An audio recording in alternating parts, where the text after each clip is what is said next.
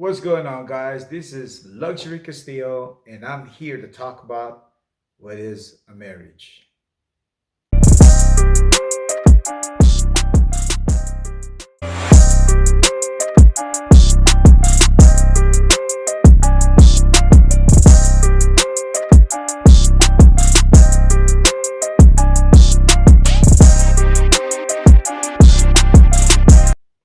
Now, did you know that 60% of marriages will fail?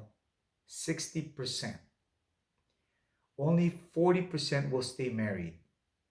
And then 20% of the 40%, 20% stay miserable. They stay in the marriage because there's a reason why. For example, they want to stay because of the religion they belong to, or they have to save their face because they don't want to be ridiculed by their relatives, or they stay in the marriage while being miserable because of their kids. What would the kids would think about them? So if we count the 60% of marriages end up in the divorce, plus the 20% that stays in the marriage but they're miserable, that's 80%. That's a very high number. 80% of marriages will fail. Now let's get back to the basic. What is a marriage anyway? What is it for? So what is a marriage for? So when you have something, if you have a problem, you find a solution. So what is the purpose of marriage? What is the problem and what is the marriage is solving? For example, I got my coffee cup. The problem is I have a hard time drinking my coffee off of my hand. So I have a coffee cup. My coffee cup makes my life better. I can drink my coffee easier and I can enjoy my coffee. So is marriage that coffee cup, this coffee cup I'm talking about? Does it solve anything? Well, to me, marriage is economy, is an exchange of values. For example, I'm gonna give you this in exchange, you give me that. So it's a give and take. That's what a marriage is. And it's a teamwork between two people that agrees upon certain things. So you guys have to agree to stay marriage. I can't even pronounce it.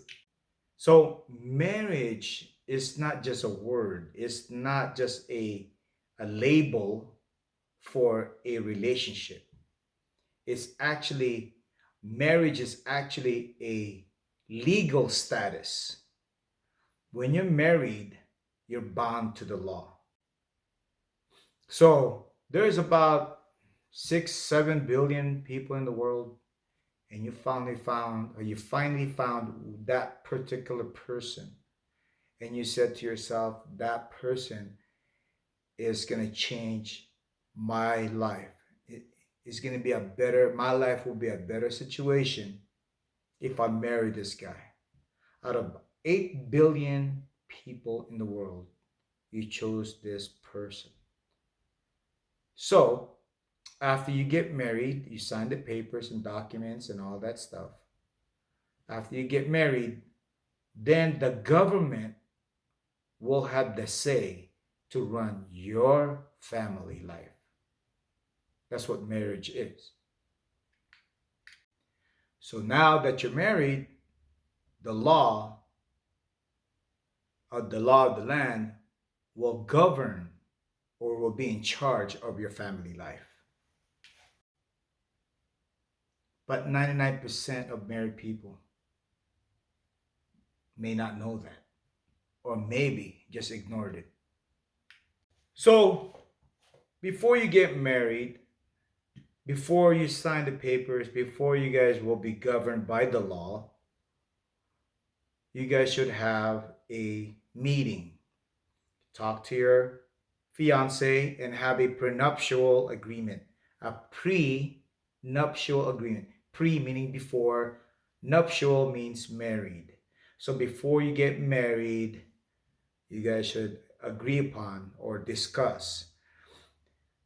One, you should ask her, if you're a guy, how much will I owe you while we are married?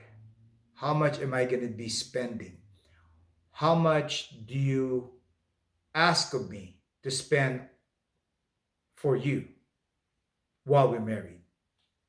And then the second question would be, how much do I owe you after we dissolve our marriage? In case you guys get a divorce, you want to know, you want to ask her, how much would you owe her or him after you guys get a divorce?